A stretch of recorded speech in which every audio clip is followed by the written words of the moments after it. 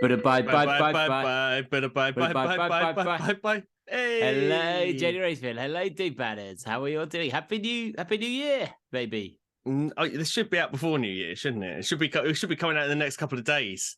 Potentially. Happy New Year, because there's no way you're going to be listening to this before New Year, because you're a do-badder and you've got so much stuff going on. You've got parties, you're socializing, you're totally not just stuck at home with your family, regretting your life and wishing that you could go out, but the weather is so awful, you just even can't be asked at doing that. But you'll definitely do it next year. You'll definitely do it next year. It's definitely one of your New Year's resolutions that you're going to give up within probably 14 to 21 days. Indeed. Is it any resolutions? Not setting the tone there, I hope. Go on, what did you say? Any resolutions on your side? I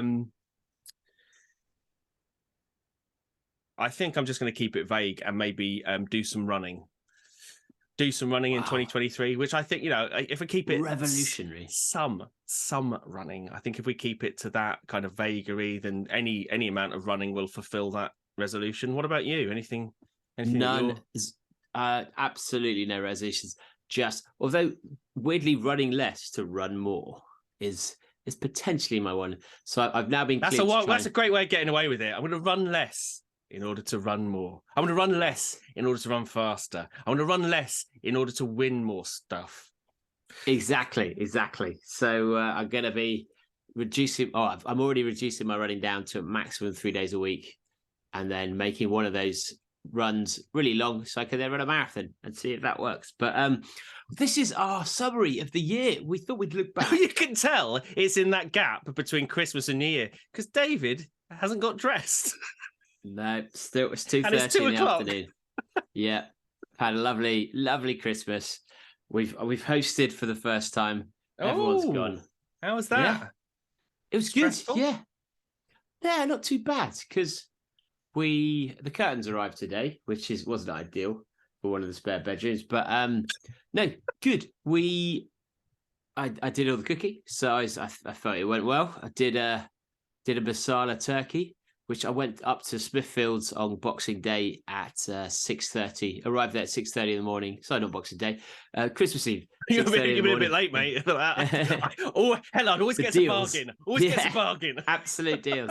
And got myself a turkey crown and some random beef. So masala turkey, then a barbecue chicken, and seemed to time it all well. I was quite happy. We had 2 gardening chairs for enough seats for everyone. Yeah, so how about yours? Oh, it was filled with arguments. Mainly alcohol fueled. Yeah, classic. We did have Sweetheart dress up as Father Christmas and insist on everyone sitting on his knee. I must say, there's. I mean, that is. If you said name something sinister that could possibly have happened, I think it would take about 3 or 4 guesses for you to probably come to that by yourself. They would involve Sweetheart, some kind of dressing up, and some kind of inappropriate touching. At least it's at Christmas. It's super sinister in the summer. Summer, yeah. Yeah. So he's toned it down slightly in that regards. Although I think my brother-in-law's new girlfriend was a little bit nervous, sat on his knee, as was my brother-in-law, I think, as well. And Mama B, but yeah, he got through with it, so he went through. Scraped through. But we're looking at this year, and it's been a bit. It seems crazy that the start of the year was the Tim Noakes follow-up. Yeah, that's it. I mean, the start of the year, start of 2022. I don't know. It's weird, isn't it? Because with these kind of roundups, because the last few years has been kind of weird in the sense that. Lockdown made everything seem like it was the same period of time, and then you forgot, what actually happened in 2020 before it actually started. That we now everything just seems to. It feels like it's ages ago. like it was much longer. So the things that happened at the start of the year, which, you know, do bad, is we've actually for the first time ever done a little bit of research into our own podcast in order to remember. Oh God, it's awful. It's awful. Yeah. How do you put up with that? We're never going to do that again. But yeah, start of the year, a few things happened. So we had the second part of the Tim Noakes podcast, and also Marathon Talk ended. Yes, for the time being. So yeah, that's quite the Noakes interview. The thing is, the Noakes interviews, as we now call them, it felt like it felt like there was like a proper backlash against it. I think it's the first time we've ever put a warning on the start of an episode to say some of the stuff in this episode might not be true, but we're going to leave it to you to do your own research on this.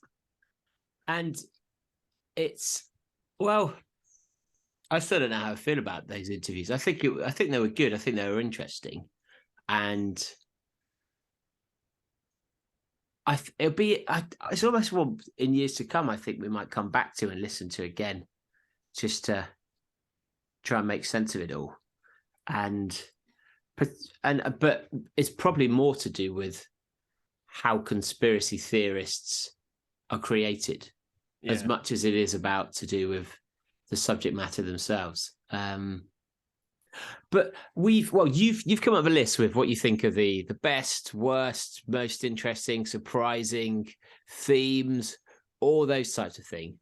Yeah. To go through, which is very organized. Wow, you really were wanting to avoid the family this Christmas, weren't you?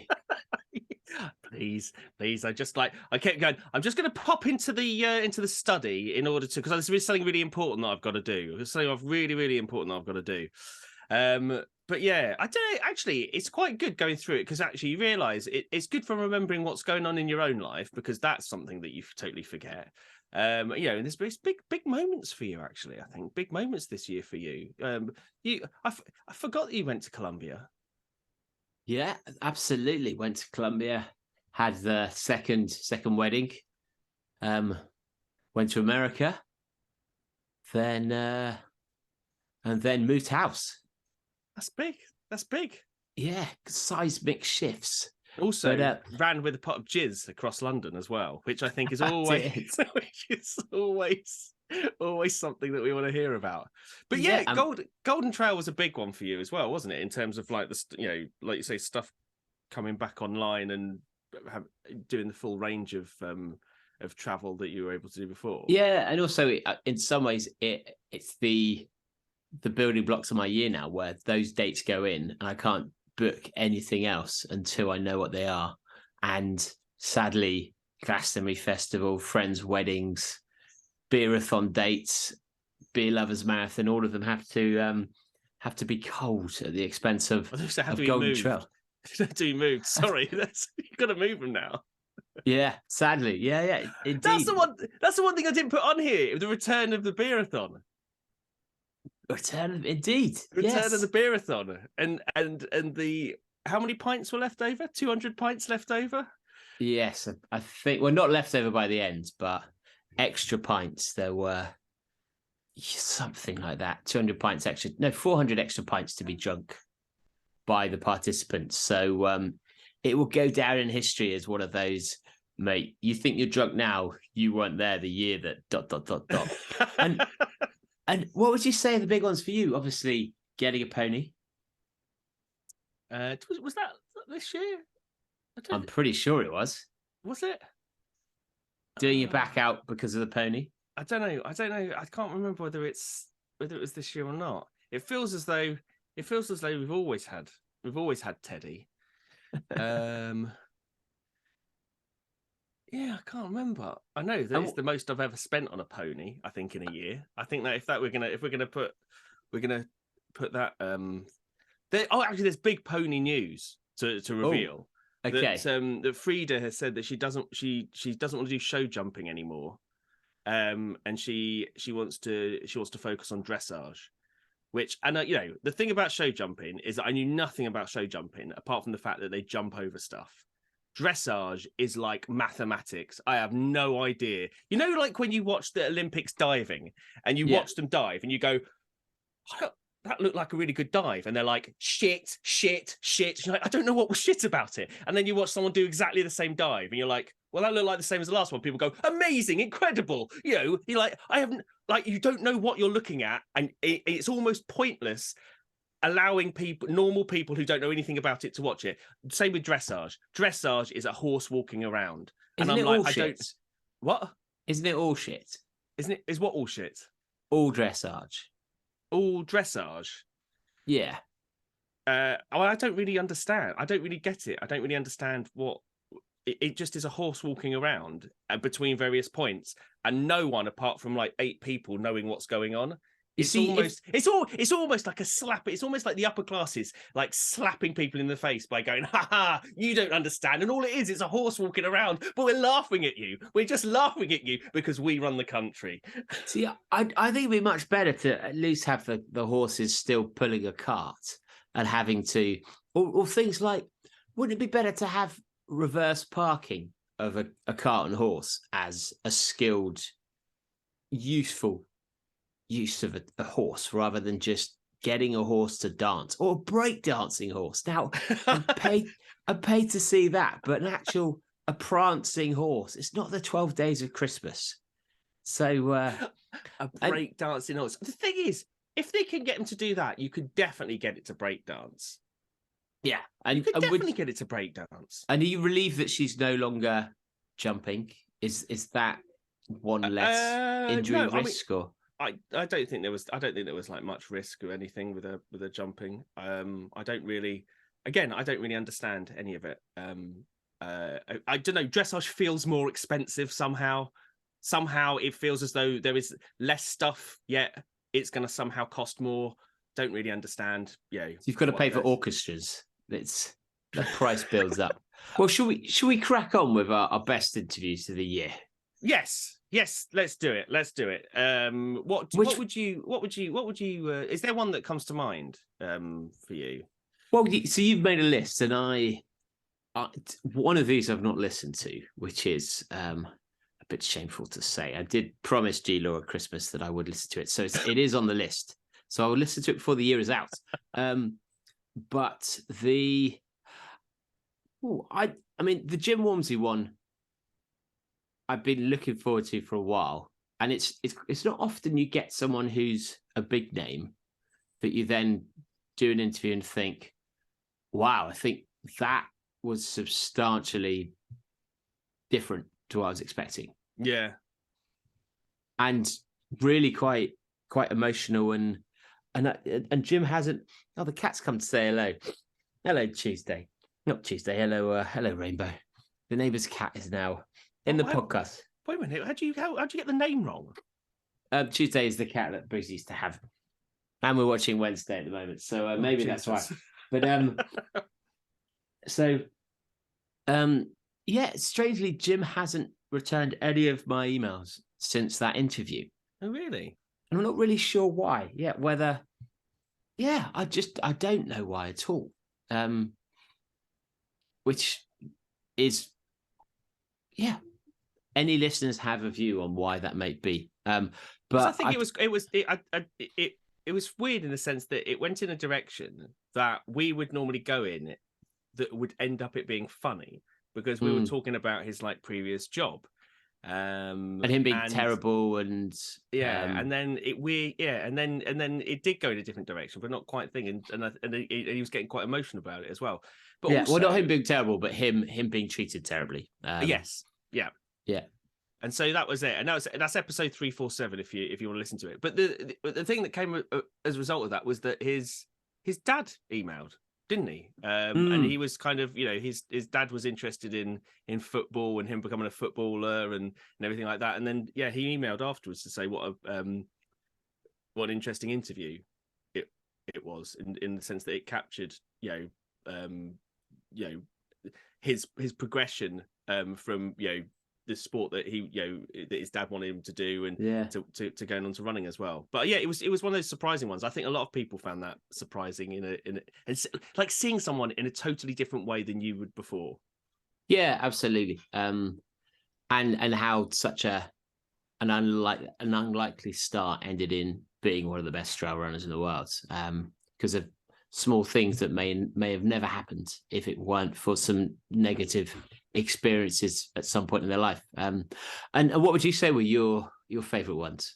I think the Tommy Price one, when he was left for dead on a fell, which was episode 393. That was it was one of those ones where you hear the headline about someone was dead for what was it 3 hours or something like that. Someone's dead for 3 hours and thing. But then when you actually hear it, and then you hear what his friend went through in order to, you know, coming down off the mountain and getting, you know, fortunately the first cottage you came to, someone was mountain rescue, and then, you know, getting him off the mountain and find it. There's so many things that could have gone even that could have made that even worse. Like if they hadn't found him again when they went back on the mountain, things like that. And, you know, how he was revived and the fact he's running again. And, you know, he just has everything, like the mini backlash where people are saying, oh, you should never, you know, run. You know, and this is experienced. You're irresponsible. Oh, you're irresponsible. And, you shouldn't do these things. You know, he just had everything that you would expect of the story, which says all the best and worst bits of the running, you know, community as well. So I thought that one was a really good one. Yeah, and I just think for an undeniably good one, whether you're a runner or not, just one of those episodes that was a person episode. You like just such an extreme experience. I think the Oscars are coming soon for that one. The whatever the award is, the podcast equivalent for. But you got to throw in Hardest Geezer just because he's someone you just got to love. He's so fun, and also there's an element of I do feel with people like Mr. Beast and various other influencers, YouTubers, you kind of think, right, well, sometimes you're just there because of X, but you're not actually someone I respect, or sometimes you're you've just right time, right place, or whereas Hardest Geezer, you're like, yeah, you are genuinely entertaining and doing a whole load of random stuff, from being buried alive to running home from, where was it, Eastern Europe, and every story you just thought, or being, we didn't even really touch on his time when he was working in jail. He's just someone who just seems to be a genuinely inspirational person with an absolute heart of gold, who's doing whack stuff, and you know everything he does in the future is going to be entertaining to watch as well. Oh, to pulling a car, breaking the world record of that by just analyzing the car and almost hacking the rules. Hacking. What was that? So the other one that I like, which is, again, this is the one, I take it this is the one that you said you were gonna listen to, the one with G-Law, is when G-Law making his debut on the podcast for the first time, which, you know, considering how long we have spoken about G-Law, and I think people were slightly disappointed that he wasn't more of a twat. That they actually thought he was, you know, because it's always the way, you know, we make him out to be this type of person, you know, we give him abuse, and normally the sort of person you give a lot of abuse to is normally a bit of a twat, and it turns out like he's the nicest, friendliest, and like it just leaves us in an awful light. Why would we pick on someone who is so lovely and generous and wonderful? But that's what he lures you into thinking. That's what he lures you into thinking. I feel you've been the driver of the G-Force, the G-Law Force, yourself and Lee Stewart Evans. Yeah. What? Oh, yeah, here we go. Oh, look at you throwing us under the bus here. No, absolutely no. That's not true at all. G-Law has brought it upon himself, actually. But yeah, so we were talking about the Dragon's Back. So we did it was our first live interview with G-Law and Ali, and they both won the Dragon's Back and both had different types of results. And I like that interview firstly because we've got G-Law on there, and it's always good to have Ali and them talking about their different experiences. And there were two particular aspects. One I liked about that was Ali talking about what it's like being in camp when you've already been cut from the race, and I think that's a really interesting dynamic, because that that must feel fucking awful. Based on it must just feel awful, because you think, oh yeah, I'm gonna hang around here, it'll be great, and at least I have all this, but it just must be awful. And the bit I liked about G-Law's thing is the fact that he literally hallucinated his way to the finish. And of course, what happened? And the Queen died as well at the same time. And so they didn't get the finish that they wanted, because the castle in Cardiff was all closed down and closed off. And so there was just a bunch of things in there that I think that made that really interesting. Yeah, where were you when the Queen died? I was running the Dragon's Back. I was hallucinating. Wow. I thought there was a ghost who was following me doing the Dragon's Back. And I have no real idea whether the Dragon's Back is a race worth doing or not. Because Gino made it sound awful. Ali made it sound awful. There was loads of different things that made it sound awful. And it's one of those things where you think, I don't know. I don't know how I feel about. But I feel that way about British ultra running to a certain extent. If you look at the Spine, if you look at the Arc of Attrition, you've got the Dragon's Back, you've got what's the one that goes around the top of Scotland, Cape Wrath. None of them sound like really wonderful experiences. Has ultra running become a bit like OCR became? OCR was all about being a sufferfest, wasn't it? It was all about how awful it is. Is that now what ultra running is? In order to do that, you can't have a race that actually you can appreciate it. If you enjoy it too much, is it really a race? Well, they're arguably the biggest names in ultra racing, would you say? I mean, you've got the Centurion ones, but they're, in terms of the ones that people respect, almost the kind of, they're all slogfests, they seem to be. Spartathlon, those are nice surrounding. It's nice. No, it's not nice when you're running it. But Spartathlon's straight along a motorway almost. It seems to be horrifically. You're true, but just in terms of UK, maybe because we're trapped by our weather. But the Spine, you've got the Spine and the Summer Spine. It's almost it's as if they're two different things. You might say cheating. It's nuts and winter, winter nuts and summer nuts. Exactly. Yeah.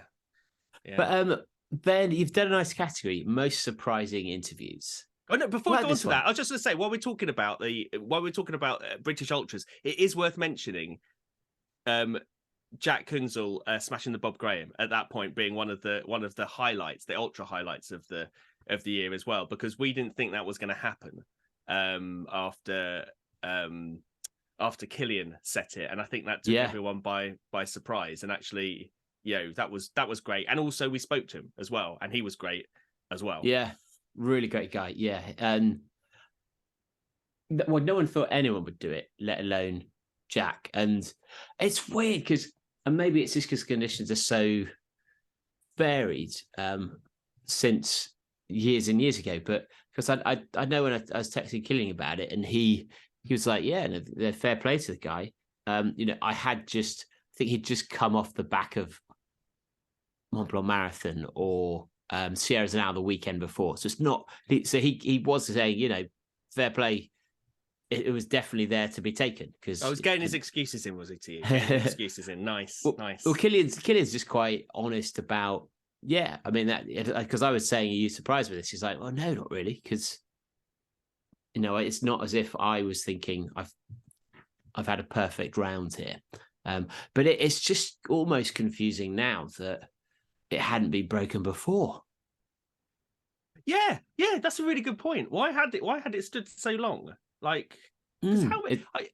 I mean, did we talk about this? How many people attempt it every year? How many people do it every year? I don't know what the figure is for that, but it's got to be pretty much a few every weekend, isn't it?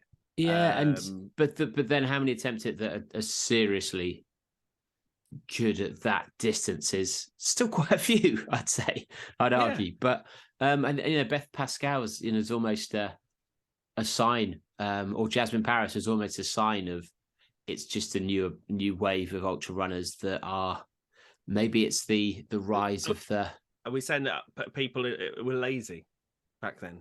Indeed. Is that what we're Absolutely. Saying? They just weren't trying hard enough. This is the era of trying. Trying stuff. Like, because that's very, I mean, that's very much how it was with before Roger Bannister, wasn't it, with athletics? That there was a cult of, not a cult, it was a culture of you shouldn't be trying too hard. If you're trying too hard, then it's just unsportsmanlike. There's something very British about it, about going at something in a scientific way. But it's just, do you think it's almost the rise of the FKT crossed with COVID has reforced athletes to no longer be focusing on your UTMBs and actually suddenly people from around the world are attempting the Bob Graham, rather than just a small little pocket of people? Because even before Feet in the Clouds, there was even fewer people attempting it. And absolutely. suddenly... I mean, literally, the popularity of that is on a national scale probably was Feet in the Clouds, and then on an international scale, probably well after that as well. So it is all of this is relatively new, I suppose, in terms of exposing it. But if the FKT didn't exist, the concept of the FKT didn't exist, then Bob Graham probably wouldn't be one of the things to get. Certainly other rounds like the Paddy Buckley round or the Ramsey round, like those things, just which are even less heard of than Bob Graham. Like people wouldn't be kind of attempting those as well. So I think absolutely the FKT, social media, all of those things like combining to do that. But you talk about Killian though, right? I mean, I don't know if you remember back to, like, again, this was right at the start of the year, when he and actually interested to find out, like, where we asked the question whether Killian was the new Jordan because of him saying goodbye to his shoe sponsors, and then he was going to launch his own brand of shoes, which presumably he's racing in now. Yeah, absolutely, and normal. And I know a reasonable bit about them, but not. It's from what I understand, and I've got quite a lot of insight on this, in that I know the designers he's worked with in the past. I know the Salomon designers, but I think the approach originally was the idea of trying to make it all completely sustainable, recyclable, recycled, all these things. And he received some big financial backing, and they just realized that you can't do that easily. And so they've changed the whole concept to being more, have one pair of trainers that you can wear for many different styles of trail running that's durable, and you therefore will buy fewer pairs and wear it longer. I think so. It's actually a massive departure conceptually, but then I think probably the conclusion they had to draw based off the reality of technology and pricing and customer acceptance of different pricing, which is in some ways quite depressing, that as someone who sets out to specifically not do what everyone else does and try and come up with something that is really low footprint, it just concluded it's not possible, or not possible yet, or not possible without having to. So they've amalgamated lots of different shoes elements and put them all in together, rather than developing their own stuff, which is maybe they've decided this is part one. And I maybe should message Killian and say, do you want to come and talk about it? Probably won't want to, but we'll see. But onto surprising interviews. Which were the ones? What were the things that really you didn't expect to hear this year? So I think one of the most interesting ones, which was also the least surprising as well. Well, Science of Gut Health, where we talked to Jamie Pugh, who was basically, he's written more about gut health, he's researched more about gut health. His level of knowledge about gut health puts him as being like, one of the UK's top experts, if not one of global experts in it. And his conclusion basically was, I don't know anything, so no one else knows anything. I mean, I'm simplifying that, but basically everything that people are telling you about gut health, about things that will help it, it's like there is no evidence whatsoever. There is no evidence that thing works. There's no evidence that a lot of those things work. I think it's just that we still don't know. There's so much about gut health we don't know. We know that it's important, but there's still so much we don't know that actually a lot of the stuff that you hear about it is absolute bollocks. Yeah, and almost... well, depressing in some ways, exciting in others. Oh yeah, I'd say that. I think actually there was a lot of stuff that we heard actually, which is depressing in some ways because it feels as though like there's exploitation and but also there's still loads to find out. There's still loads to find out, and there's still we're still like some way. And I think some of in terms of the things that I put as most surprising interviews, I think that happened quite a lot.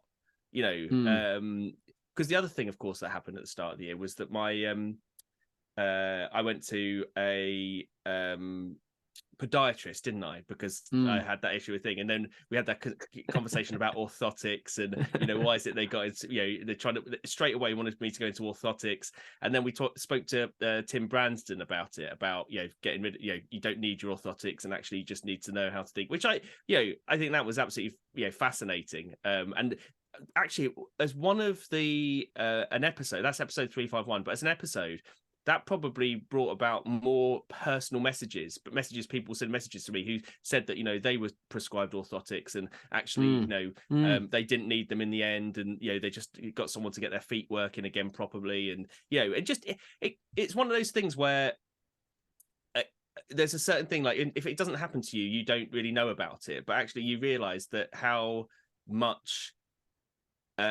dogma there still is in terms of seeking help, and how how much there is to know about everything. Still there is still so much, and when we spoke to Dr. Shona Howson about the science of sleep, it was like there's still massive learnings that are coming from that every time that they do studies, and of course was she working with ultra teams as well, wasn't she, in order to work out what the optimal sleep and things like that. But just so many of those things, it feels as though like the science isn't at all settled on it, and we're still at a period where we're really kind of finding it's kind of like at the frontier. We're really finding out new stuff when you don't expect it to be like that. You expect it to from a commercial perspective, and from like things that brands push up as though these are the things that definitely work, and these are the things that definitely don't work, and it's not like that at all. And also structures of we're now in a position where orthotics are the cat's returning. Hello again, Rainbow. We're now in a position where orthotics is just seen as being the solution, and you've got podiatrists like Tim who are saying that's completely wrong, we need to be doing A, B and C. But how do you change that system when the whole of the running industry and the NHS and that's the route that they'll go down. That's the thing, it's like there is still that gap to be bridged, isn't there? That's the thing. And someone like Tim there, he was just like, I can only do what I can do in my little lab in in Australia and stuff like that, and I can show people how to do it, but and actually I think straight after that you said, how many other people are there doing stuff like Tim and things like that, and I don't know how many people got in contact, but it wasn't that many. And then it almost that bad approach had filtered down through the whole industry, so now it goes from the person in runner's need who's saying you need to get on a treadmill and we're going to film you to do gait analysis, because it's basically the one opportunity that a running shop has to get you into their shop that you can't have from online. Yeah. Is the gait analysis and the whole assumption made around that, and the way the salespeople that kind of help us are positioned as experts on it, and that all the way through to the NHS is not what Tim would recommend. And you're like, wow. So not only do we have to try and change the NHS, which that's not happen.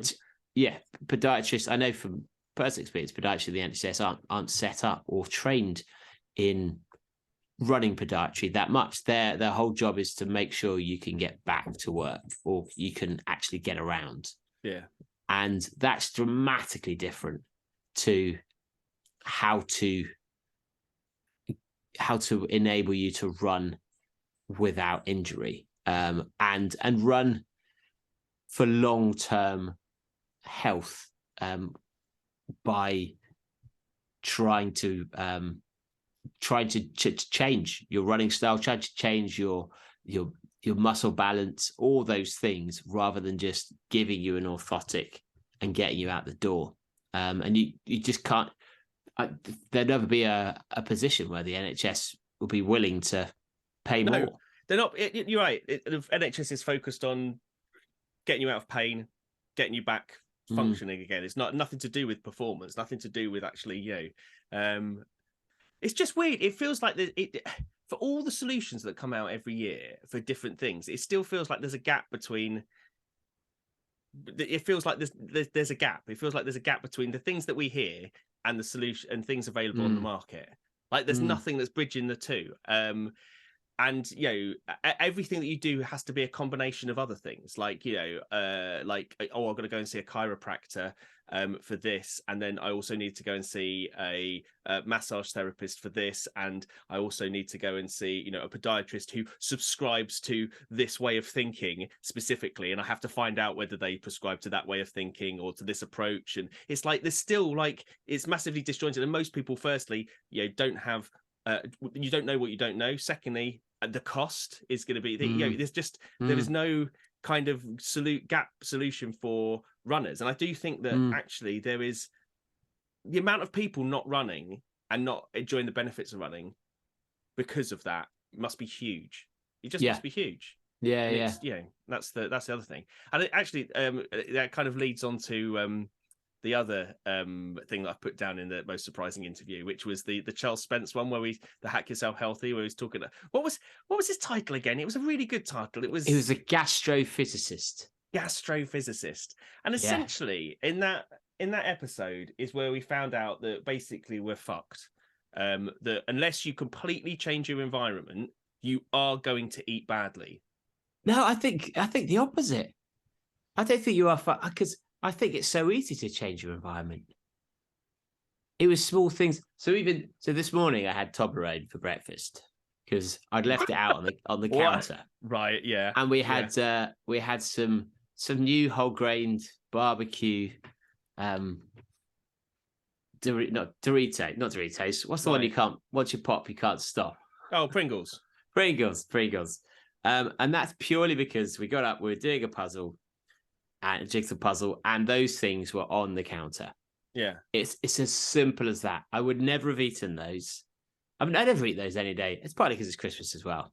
And today's are kind of working a bit, just mulching around the house. But that is one very simple way in which we were talking about advertising and billboards and in shops. It's just like there's no, if your brain sees those things, it cannot. What was it? Melting cheese over stuff, like melting cheese, movement, all these different things. It was episode 382. So it's just the stuff, the things that he was talking about was absolutely incredible. Like, I think I learned more in that than in any other episode about what the human brain needs, what the human brain wants. Yeah, there's no way to hack yourself to eat more vegetables. That is just, there's not, your brain will never think vegetables are a nice thing to eat.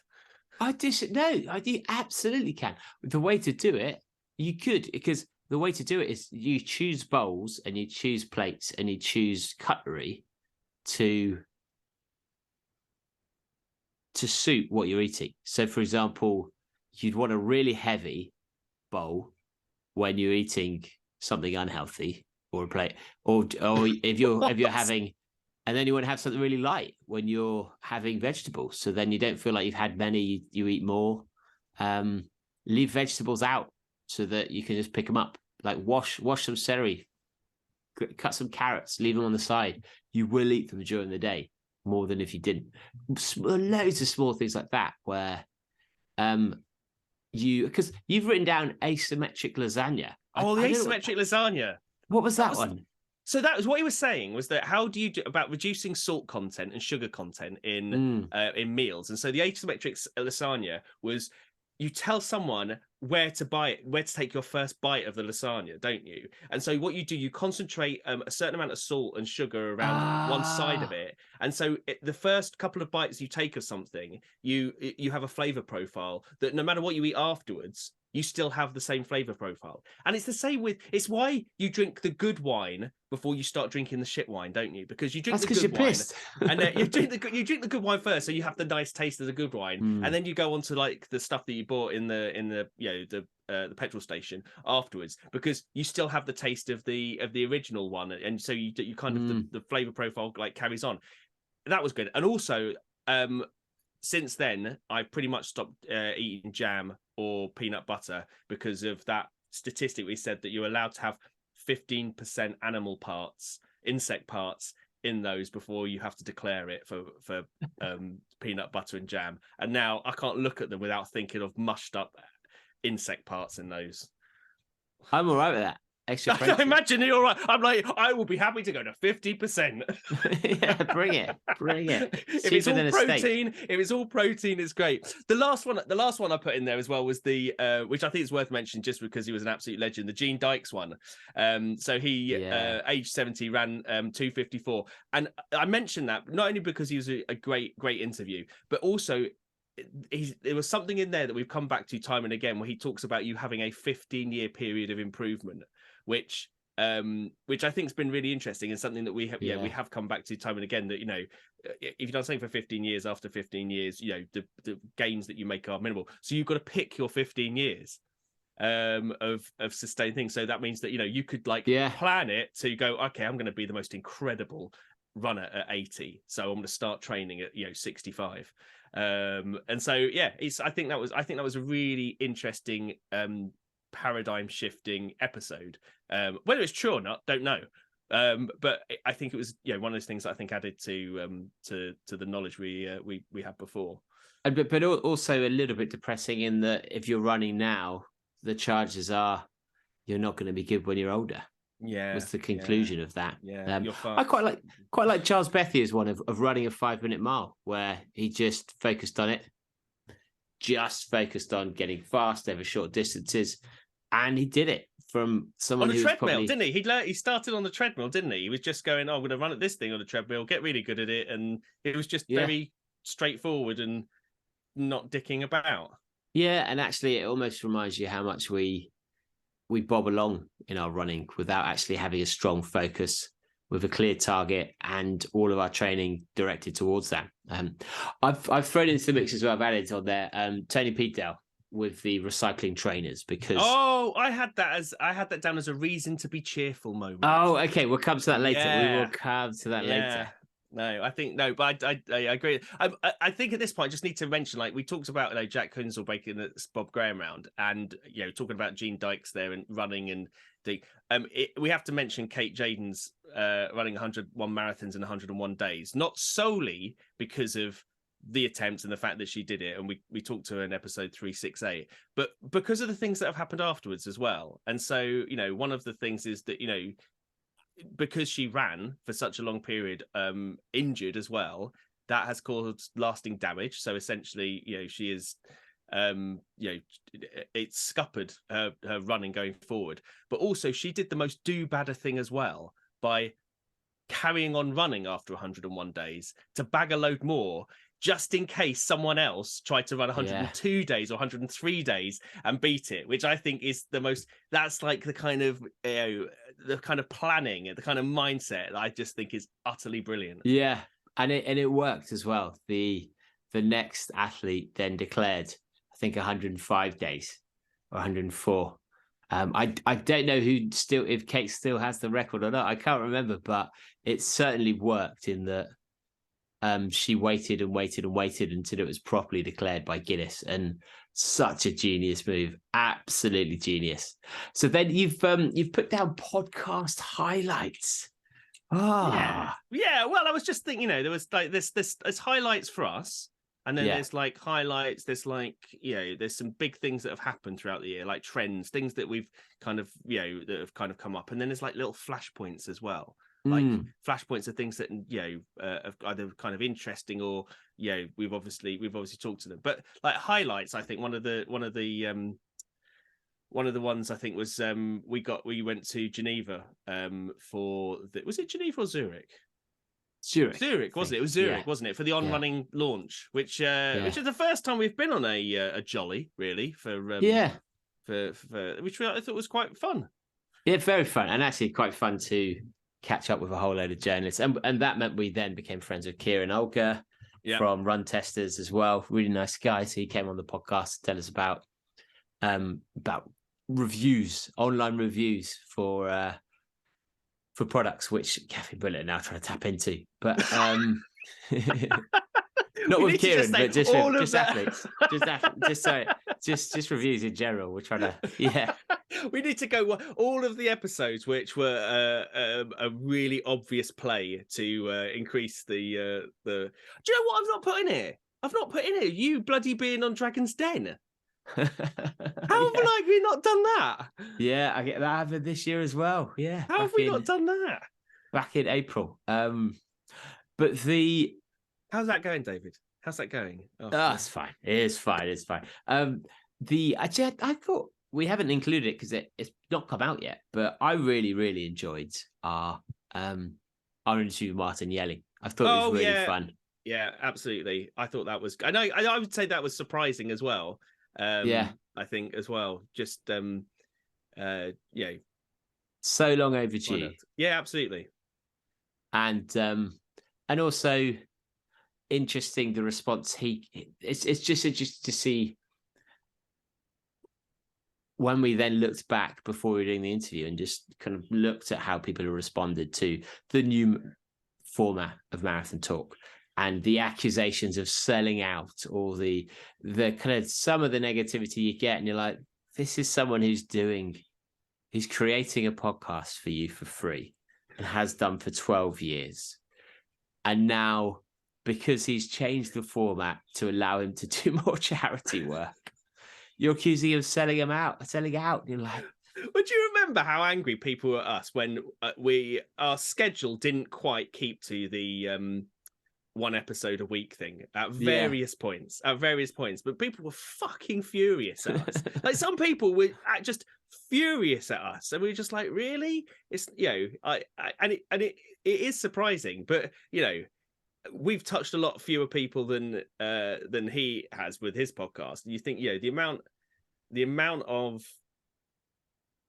things that have happened as a result of Marathon Talk, the amount of initiatives, and the lack of appreciation, and and the fact that Parkrun completely piggybacked off that. It was massive for Parkrun to have essentially a broadcast medium that was allowing it to reach new people and reach runners who weren't necessarily inside running clubs as well. That he brought that to so many people as well. And then to feel people that they said, well, you can come back and you don't have to do any of the writing or any of the production or anything else like that.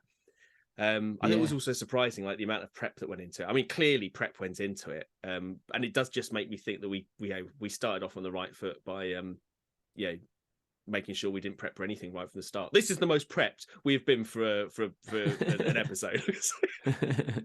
So what was the racist comedian again? Oh, do you remember the Business Book Awards? Like, because a year ago at this time, How to Start a Cult was Christmas #1 thanks to the Do Badders, and in several categories, and again, I'm forever grateful for them for that. And I'd ruined everyone's Christmas Eve by making them buy it.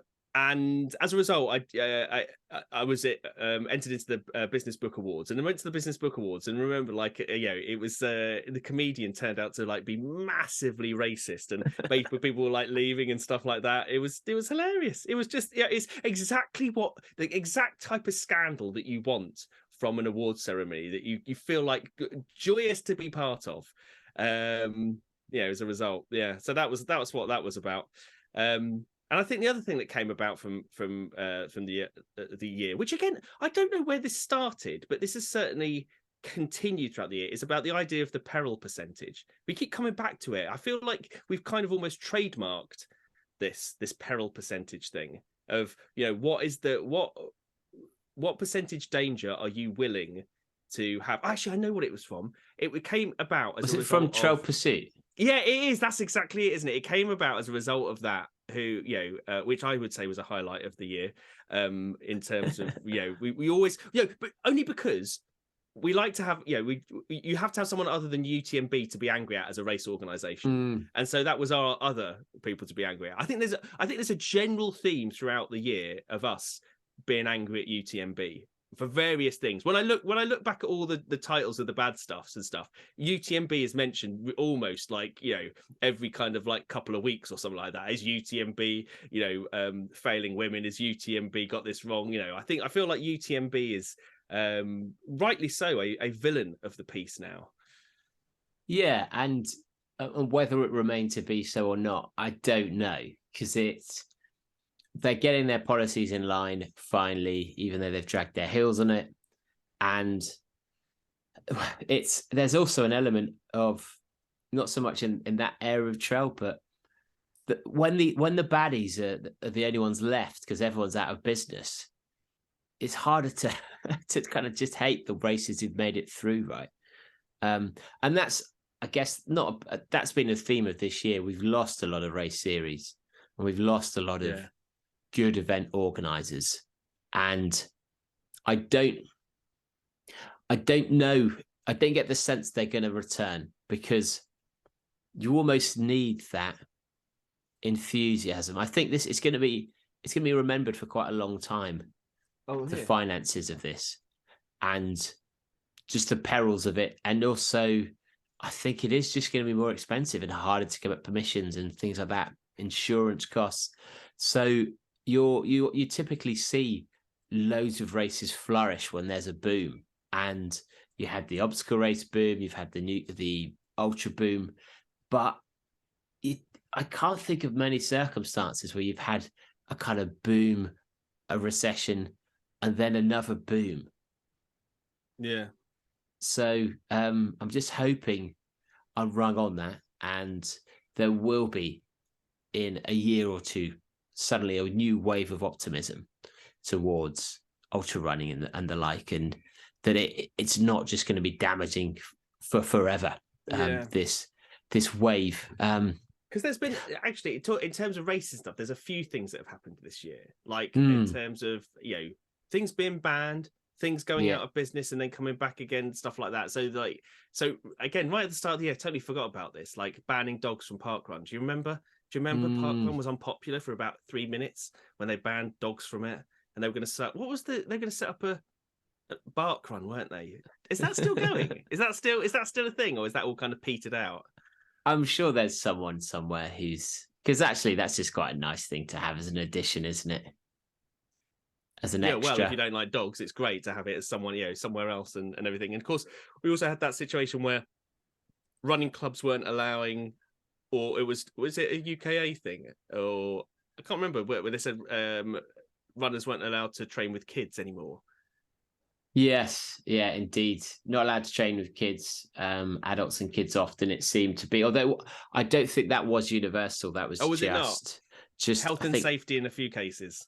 That was Heathside and a few others, it seemed to be. And also, what Lads Show with Nigels was one of the themes. Nigel, the popularity of the name Nigel as well. That was the other thing. Of course, the big race that we were all talking about, which again is quite recent, is Brighton Marathon, and that going into administration, and then London Marathon swooping in like the white knight that it is, and rescuing it for all of us people who need another marathon right on our doorstep.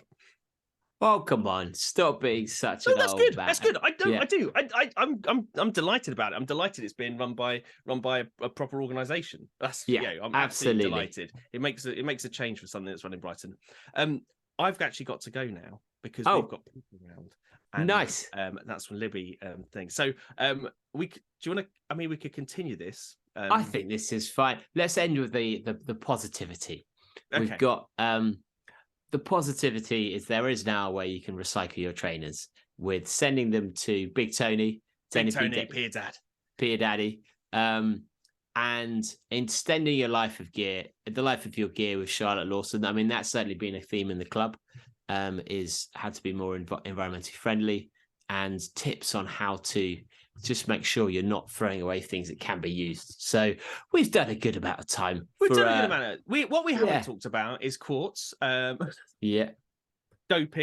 loads of doping, unrelated subject. Kenyans killing trail running, and then Kenyans doping. Feels like you've got something against Kenyans there, David. It feels like. And you were called out for that. Your anti-Kenyan tirades that you never had, but this other person thing. But I do think that the thing to leave this on is, and it again comes to cheating, because we love cheating, is to just remember that 2022 was the year of anal beads being the main form of cheating at chess. Yeah, and I'd say that is probably the most surprising headline we've had this year. It was the one where you thought, oh, they've just done a ridiculous headline to make me read it. And then you read it and it was better than the headline. And actually, in the Golden Trail final episode of the season, I made a joke about a grandmaster, the chess grandmaster's bottom, and the number of tactics in it. And it turns out the rest of Europe weren't as aware of that scandal as the Brits were. So really made no sense to anyone else. Perfect. You bring in anal beads to the continent. Exactly. Yeah. Exactly. I mean, and it probably, I'd imagine it's the French that brought them to us in the first place. Oh, absolutely, so it's bound to be. It was that's definitely from the Louis periods. Le beads d'anal. But thanks for listening, guys. Jody's got to go and appease his wife, so we'll be back next year with hundreds of new episodes. If there are any particular guests or subjects you want us to chat, then talk about. Message me, David@badboyrunning.com, and enjoy the rest of your 2022. Yeah, join the Facebook group. Head to Facebook, type in Bad Boy Running Podcast. I think then type in Bad Boy Running Podcast. That's what we're still called. Answer 3 questions and join the conversation. If you want to buy merch, you can, store.badboyrunning.com. And if you want to join us at the run show in a few weeks now, towards the end of January, you can get tickets for that. But I don't know the code. Do you know the code, David? FYB. Probably FYB or BBR or give them all a try. Type in Pate Banton. One of those is bound to work. And we just confirmed our final guest, who will be James, can't remember his surname, who just broke the winter round of the Bob Graham round. So someone else worth coming out for. So we will see you then. And thanks for listening, guys. See you later. Bye.